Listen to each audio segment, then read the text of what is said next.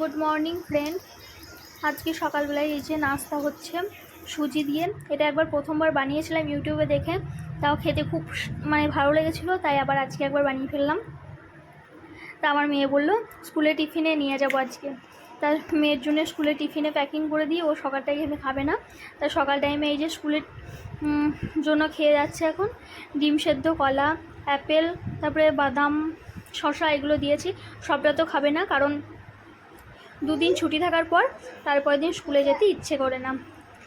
এখন আস্তে আস্তে করে খাচ্ছে, এমনিতেই তো খায় না, তার উপরে আজকে আর খেতে ইচ্ছেই করছে না।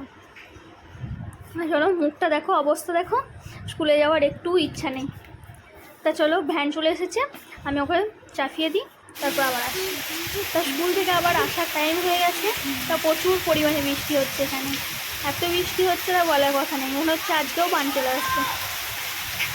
তা আজকে বৃষ্টি মনে হচ্ছে কমার দিকে নাই, প্রচুর পরিমাণে বৃষ্টি হচ্ছে, আজকে বান এসেই থাকবে এখানে।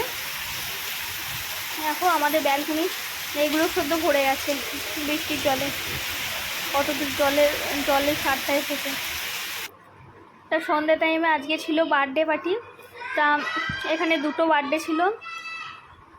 তা আমরা এখানে এইদিকের বার্থডেটাই আমরা ছিলাম। বাচ্চাগুলো খুব চেঁচাচ্ছে, ভিডিও রেকর্ডিং করতে আমার হচ্ছে।